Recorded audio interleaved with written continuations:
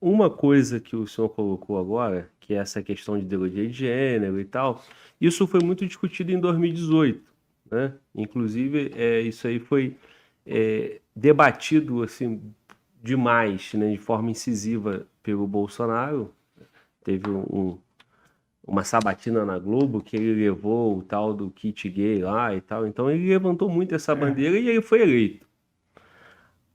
Ali deu alguns recados, né? Como que se as pautas do Bolsonaro, anticorrupção, era a maioria do povo brasileiro, ou a maioria do povo votante, né? Porque a gente sabe que tem abstenção e tal.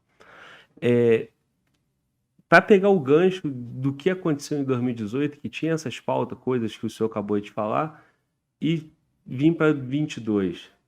Aquela pergunta, onde nós erramos, aonde faltou uma evolução, já que em 2018 isso foi bastante discutido e de uma certa forma referendado por 57 milhões de votos no Bolsonaro. Ao longo desses 4 anos, o que se perdeu, aonde foi o erro? Você conseguir sintetizar isso aí numa explanação. nós vimos o seguinte: as propostas do Bolsonaro em 2018 elas foram muito contestadas, né? Eu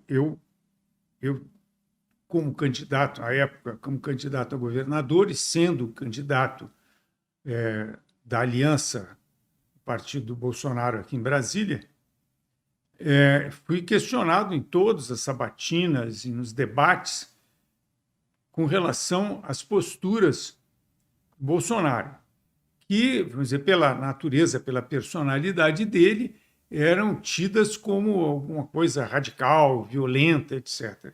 Que, na verdade, não era. Não é? Por exemplo, você citou aí o kit gay. Isso aí era um absurdo, que tinha que ser denunciado e jamais poderia passar desapercebido. Um pai, uma mãe, era o que a sociedade queria. E foi feito. O que é que todas essas coisas, o que aconteceu é que todos esses questionamentos que em 2018 favoreceram, porque era o anseio da sociedade, era que as coisas não fossem naquele rumo. Mas isso permaneceu. E permaneceu o estigma. Foi colocado esse estigma no Bolsonaro. Bolsonaro é misógino, ele não gosta de mulher, ele acha que mulher, o lugar de mulher é na cozinha, essas bobagens aí, com relação à sexualidade e outras coisas. Isso foi o que a oposição mais radical, e particularmente essa oposição que hoje está aí se preparando para assumir os cargos no governo, bateram nisso. Foram em cima, batendo em cima disso na pessoa do presidente. Então, na minha opinião, o que faltou foi assim, fazendo sempre uma analogia à minha profissão. Se você vai atacar uma posição defensiva, você tem que ver onde é que ela é mais frágil. E é ali que você vai colocar a sua maioria de meios para romper ali. Você já é fraco ali, é ali que você vai bater. E nesse estudo de situação feito quem tinha que apanhar o tempo todo era o Bolsonaro. Ele era o elo mais fraco daquele sistema, porque todo mundo conhecia o temperamento dele e que sabia quais seriam as reações dele a cada estímulo. E ele reagiu exatamente da maneira como eles esperavam que ele fosse reagir. E ele foi atacado o tempo todo. Assim, pô, não param de atacar. Sim, não param porque vale a pena. Está valendo a pena esse esforço. Ficar batendo no Bolsonaro o tempo todo. A imprensa, os políticos, a Suprema Corte, todo mundo batendo no Bolsonaro. Por quê? Porque a reação dele era a esperada. Isso é a estratégia militar aplicada na política. Né? Você faz uma finta, ataca num determinado lugar e observa o movimento da reserva, como é que eles vão movimentar a tropa, você cria uma vulnerabilidade em outro lugar, e aí você tem uma reserva e entra lá. O tempo todo agindo assim. O que, no meu entendimento, faltou foi o presidente se dar conta de que ele não poderia reagir de acordo com o esperado do adversário. Isso não era difícil de fazer. Ele disse, a gente tem que respeitar o temperamento dele. Pô, será que o Brasil não vale mais do que o temperamento do presidente? Será que o sacrifício de conter o seu regulamento ou de colocar gente na volta dele para contê-lo não era mais importante para o futuro do Brasil do que respeitar o temperamento do presidente? Foi a grande vulnerabilidade do presidente, foi sempre o temperamento dele. E foi explorado pela oposição, por todos que queriam vê-lo onde ele está hoje, né? Em vias de de voltar à situação de não político, de um cidadão comum. Era isso que todos queriam, que a oposição queria. E ele reagiu. E aqueles que estavam do lado dele disseram, não, ele é assim mesmo. É assim mesmo, mas pelo Brasil a gente deixa de ser nós mesmos, sem perdermos os nossos valores, os nossos princípios, mas nós podemos e devemos nos comportar de acordo com o interesse nacional, principalmente o presidente da República.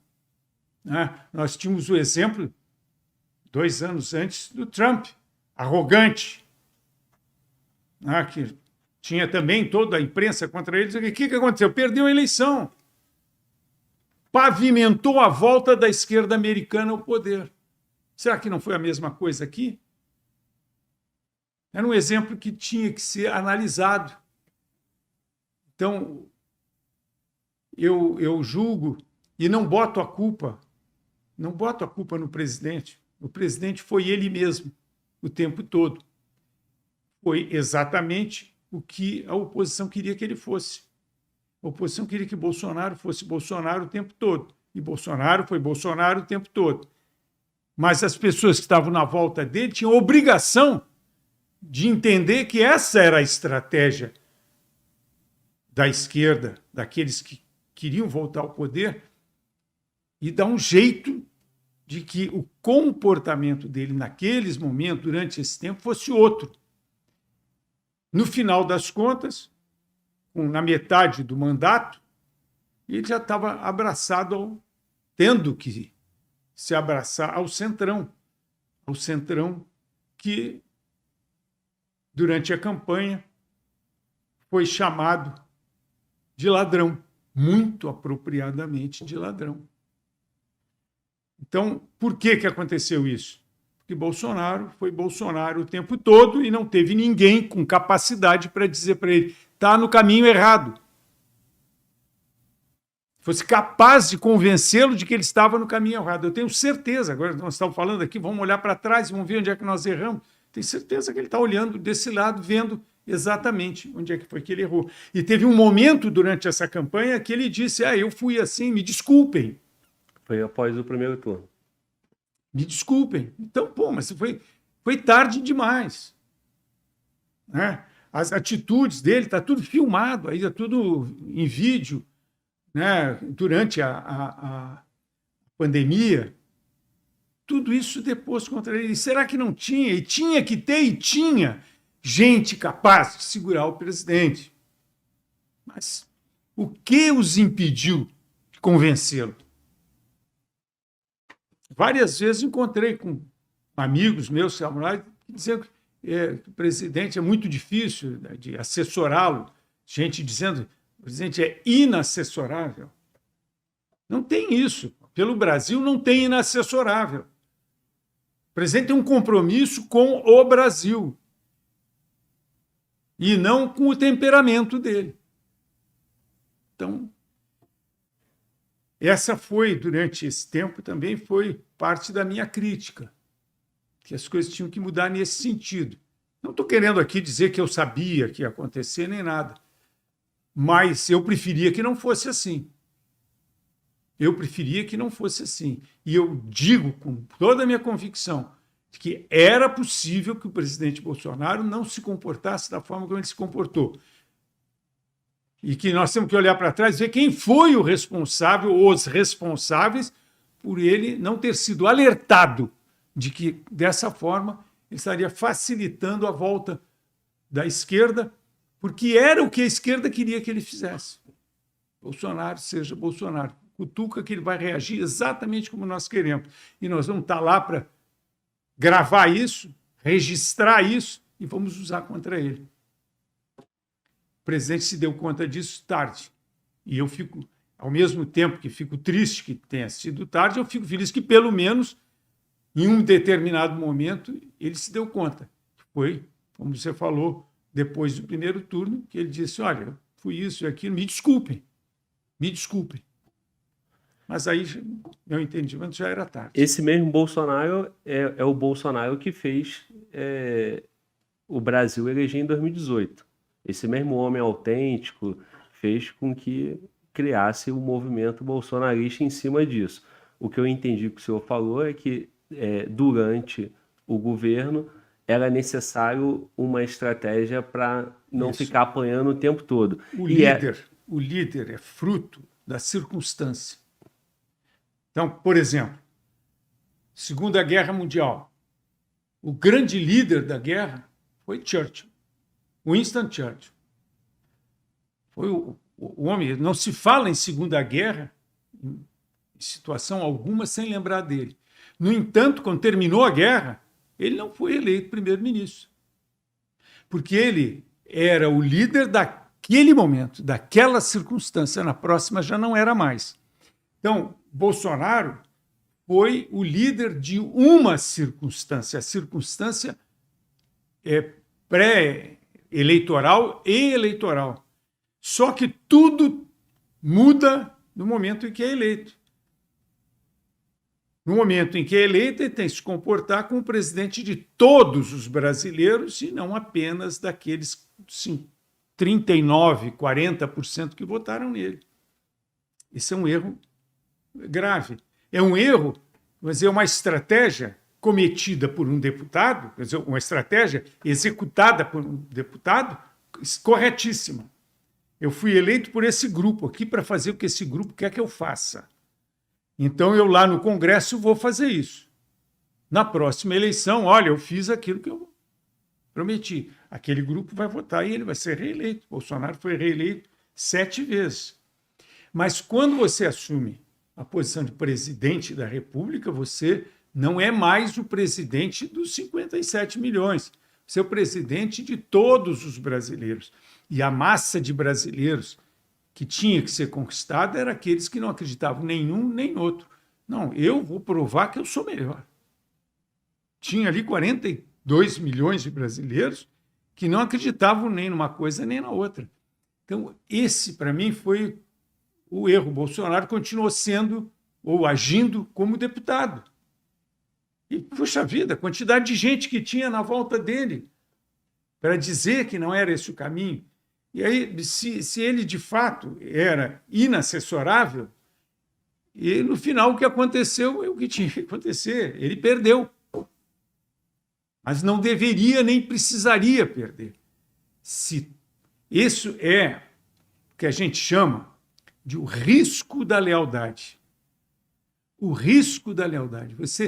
Você está pintando o vício como virtude, você não é amigo dessa pessoa.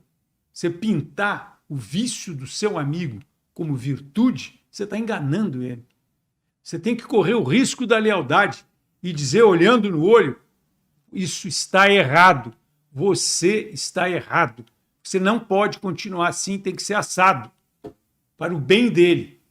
Mesmo que isso represente que ele vai passar a ter ódio de você. Vai ter ódio de você até se dar conta que o verdadeiro amigo dele foi aquele que disse, você está errado, e não aquele outro que saiu aplaudindo, normalmente, em busca de alguma benesse daquele que ele diz que é amigo, mas não é. A lealdade tem um risco, e aquele que corre o risco da lealdade é que é o verdadeiro amigo, e não o que pinta o vício com as cores da virtude. Esse é um canalha.